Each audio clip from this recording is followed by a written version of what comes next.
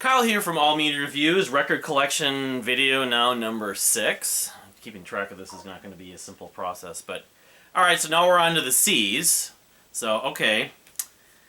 Cannon Blue. This is a band that opened for Mute Math, I believe, and I don't know if I discovered them from that, or I knew about them. I don't know. I found out about them. This was their album called Ruminga, came out in 2011. I wanted to like them more, but I mean, I remember liking this because I have a couple records. This was my favorite. I have at least one of their other albums on CD, but yeah. So moving on, actually, alphabetically, this would have gone first. My bad. Cafe Jacques.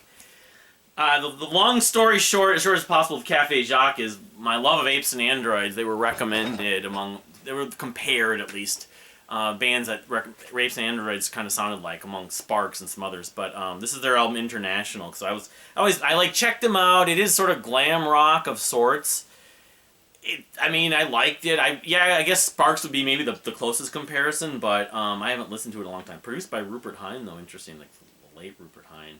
But this album came out in '78. You know, the album International. So put that in front of Cannon Blue so I don't screw it up again. Hopefully. All right, yeah, and these aren't in perfect order, unfortunately. I have, yeah, okay. Hopefully the order will start to get better. But Camel's Mirage. Now, you know, I'm not a big Camel fan. This is like an alternate cover. I don't think this is the one that wasn't as controversial, that looked like the cigarette packs or whatever. But I've always known Mirage as sort of being like, because it looked like the cigarette packs of Camel cigarettes and everything. But the album came out in, what is it? '74. I mean, I like them to an extent. They always kind of sounded like they're channeling some of like the more softer, almost new agey elements of Pink Floyd. I mean, Andy, whatever his name is, Andy Latimer, is it? The guitarist. I mean, people love them. And I mean, among those sort of like second or third tier '70s progressive rock bands, I would lean toward them first. I like them more than Van der Graaf Generator.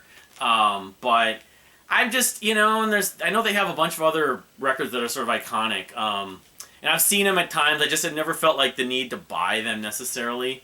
But maybe someday they'll hit me over the head and I'll become a much bigger Camel fan because, you know, there's certain second tier, you want to call them second tier, second level success prog bands I like. Gentle Giant I like to an extent. Renaissance I love.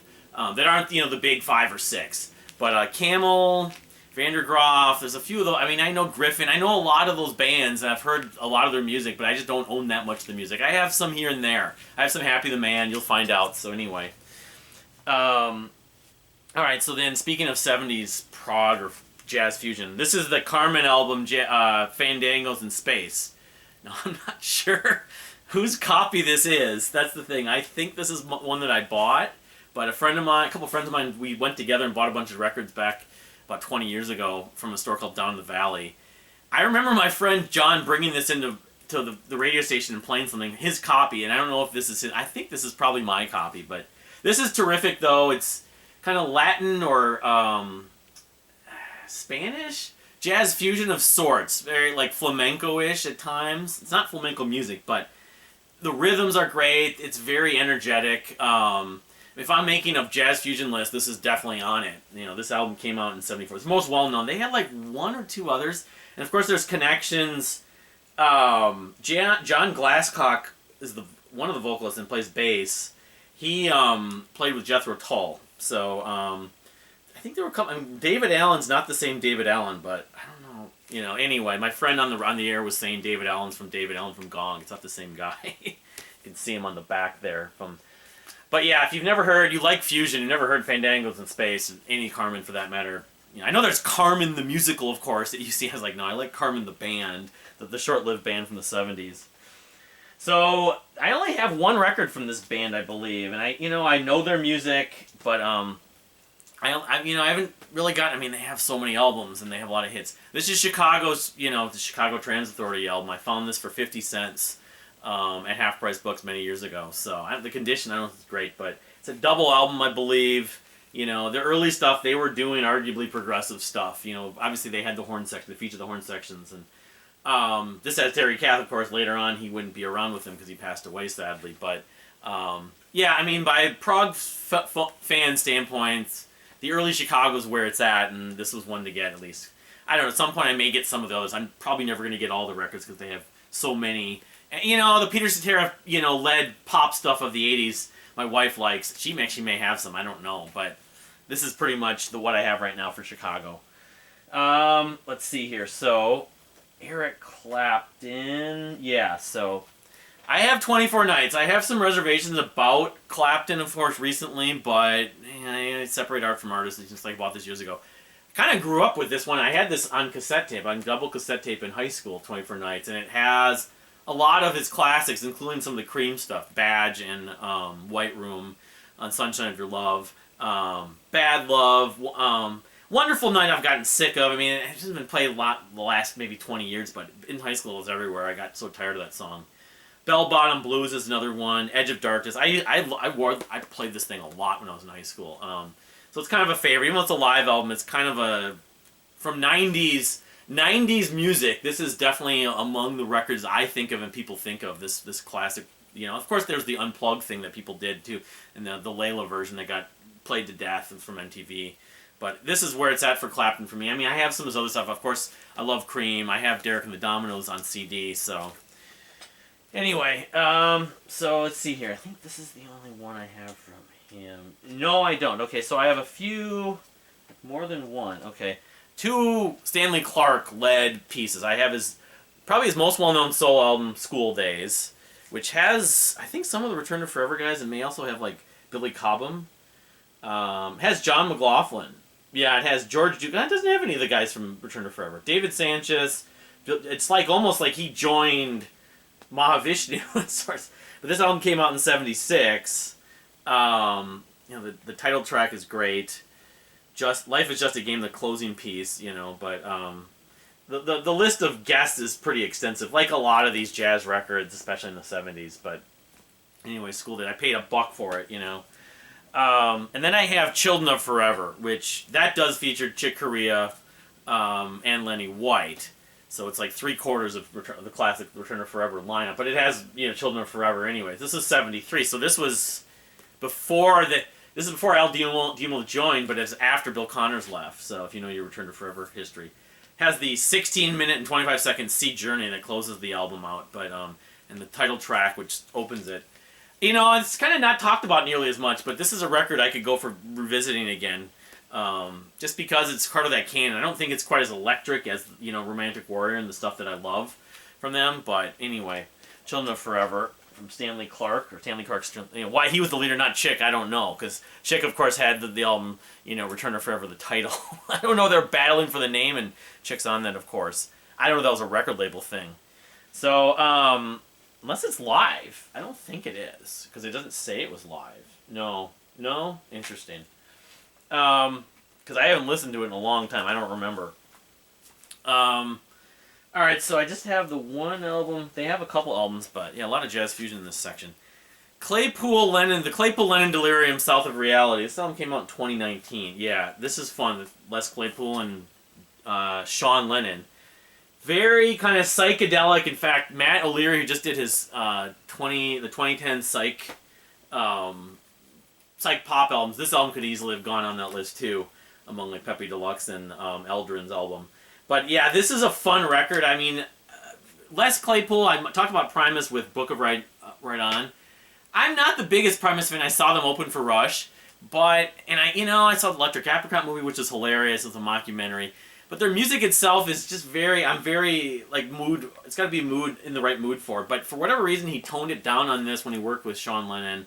The previous record also did well. I haven't listened to that since I listened to it once the year it came out. It came out it was like a couple years before this. But this one I felt like that really flowed well. A friend of mine, a guy on one of the message boards compared to Ben Sinister. I don't know if I make the comparisons, but it's trippy, it's kind of busy at points, but it doesn't go over the top. There's some sound effects, some samples, so it still has the kind of humor, tongue-in-cheek, Zappa, comedy elements that Claypool's known for, but it's really very only in spots, and that's why I think it works. But, South of Reality. They haven't put out an album since. I don't know. He did the Rush tribute a few years ago, touring for Farewell to Kings, covering the Farewell to Kings album. But I'd love to see them put out another record. I don't know what Sean Lennon's been doing the last few years, but I know they toured here and I didn't see them. I wish I had. And they showed up on like at least I was on Colbert, I think. So I think this. No, I have 2 records from this next artist. One of my favorite drummers. Actually, no, I have 3 related. So I'll go in order. So I have Billy Cobham's Spectrum, which is a classic fusion record, of course, which includes, again, this is after Mahavishnu Orchestra basically broke up. And so he's doing more of that kind of stuff, but just on his own. Joe Farrell and Ron Carr. Joe Farrell played with Return of Forever at one point, of course. I think he did. I think at one point. But I'm pretty sure there's a bunch of other. Jan Hammer's on here his Mahavishnu bandmate. But yeah, this is fantastic. And Quadrant 4 is maybe the most well-known track on Spectrum. But Snoopy's Search, Stratus. I saw him live 2 times, and he played much of this, if not the whole thing. I can't remember. So then I also saw him tour play this full album. That was the last time I saw him. It was like 2019, I think. Crosswinds, which that was like 73, and this one it was a few years after that. But this has the suite on side 1, Spanish Moss, a sound portrait. Yeah, I mean, I wouldn't put this as high as Spectrum, but if you have it, it came out literally the year after in 74, Crosswinds. So, Billy Cobham has the most, to me, maybe the most distinct snare drum sound ever. I love it, and I know I can always tell it's him. As seeing him play live just reinvigorated that. It's like, so anyways, and I have this. I consider this my favorite live album. I think largely it has to do with, I love the cover art. It's the most kind of freaky, out there, artwork of, these disembodied heads with the hands walking around with George Duke live on tour here, the late George Duke. Got him to sign it. That George Duke played at this thing, and I didn't get to see him. It was at this festival. I had to go to dinner, but I gave it to my friend John to have him signed. So, I actually think this is Billy, so I never got George Duke. All I know is, maybe he signed the other side. Oh, he did. That's what it is. I have him signed here and here. So I don't know if the value of this would be any higher, especially since George Duke's not with us anymore. But yeah, this is. I love a lot of live albums. I'm not huge into live albums, but when they're good, they're really good, especially jazz fusion. This is basically all original music. I don't know if they composed it and then played it live, but I don't know if much of this was recorded. I haven't done the research. Ivory Tattoo, Al Mustafa the Beloved. They tell like stories in it, and it's like space jazz, really. So I don't know if it kind of dives a little bit into like funk, like the P-Funk stuff, the Parliament. Frankenstein Goes to the Disco, It's a fun record, and the artwork was the drawing, but then it almost matches it on the actual recording. So, all right. So now we're into the C's, and we're gonna just do a few of these and call this a video. So I have, to me, what are the 2 essential. And I still have some more to get from them. I never did get their last 2 records, but Coheed and Cambria albums. Of course, Good Apollo, Part 1, from Fear of, I want to read the whole thing, Fear Through the Eye of Madness, basically. Good Apollo 1, I'm Burning Star 4, Volume 1, from Fear Through the Eyes of Madness, from 2005. Produced by David Bottrill, includes the services of Taylor Hawkins, even though I'm not a fan of the Foo Fighters and everything like that. I will acknowledge that he's on this. But this is one of the most catchy albums. Even though the lyrics, kind of hit me over the last year. I was revisiting this last year. The lyrics kind of bug me in some sense how dark they are, but the music just wins out, and it's just so catchy and energetic. Including the Willing Well suite, which closes it out, the last, 4 tracks. That's side 3 and side 4. Suffering and Welcome Home, the most well-known track, mostly. Every track, 10 Speed, Of God's Blunt Burial, Paul the Writing Writer, Mother May I. It's filled. There's Police moments, classic rock moments, Iron Maiden moments, Rush moments, and this is the album that I got into, that got me into them. I didn't know the vocals sound like Michael Jackson, but in not necessarily a good way, or Geddy Lee, but it worked. It grew on me. It's Claudio. So then I have also In Keeping Secrets. On Silent Earth 3, which is the album that preceded it from 2003. A lot of catchy tracks on this, not as much as on this, but pretty close. The Crowing, 2113, of course. The title track. you know, the Camper Valorium Suite, and the Faber House Atlantic. I mean, it's talking about a war, you know, and the whole concept of the Amory War. It's talking about wartime, but it's the energy is just very much present on this and this. That's what, when Coheed is doing their best stuff, they have this amazing energy, and that's what both these records represent. Their last two records I like a lot, and I need to get on vinyl too, but at some point, hopefully soon, I will. Anyway, so moving on to the last few records on this, the rest of the C's actually. I have the one Crimson Glory album on vinyl. I need to get the other, whatever, the other two that are available, I believe. Transcendent, which is like a prog metal classic. It's very Queensryche-like. There's 3 or 4 go-tos. When I got into Fates Warning and Queensryche in the mid-90s, this band was suggested, among others, that if I liked those, and it made sense. The singer's name is Midnight. Unfortunately, he passed away about, whatever it was, 15 years ago. They did a tribute at Prog Power USA when I was there one year. Lady of Winter, Painted Skies, and Lonely are my go-tos. But the whole record's great. I mean, it's very 80s sounding, of course, but I think that they kind of, this is the blend of sort of 80s metal with progressive tendencies and a little power metal. It has a little power metal, but you're not talking about Rhapsody, or Stratovarius, or necessarily that'd be a bad thing, but it's really more. It is kind of 80s metal with the prog element, but it doesn't sound exactly like Fates Warning or Queensryche. The singer Midnight has some Jeff Tate-like style to his vocals, but they still kind of, you can tell it's him. He has that falsetto. So Transcendence from Crimson Glory from, I think it was 88. Yeah, it was 88. 88 was a great year. And then, okay, Crosby. I only have one Crosby, Stills, Nash and Young record on vinyl. I have some of their CDs I had so far. That was one of the first CDs I ever bought. Someone stole it from me, though. I saw them live. But yeah, this is Crosby, Stills, Nash and Young. They're classic. They only have, whatever, 2 or 3 proper albums. So there's Crosby, Stills, and Nash. But Deja Vu, which, features, is it Helplessly Hoping. I believe it's... I should pull it out, It has, I remember looking at their catalog, there so far was a compilation. The difference, obviously, is this has the services of Neil Young, which the debut album does not. I was looking at, I don't know if I ever showed this. It's a gatefold, this issue, and the track list isn't even on here. So it's on here. Well, just to include Our House, yeah, that's one of the other staples. The Country Girl Suite.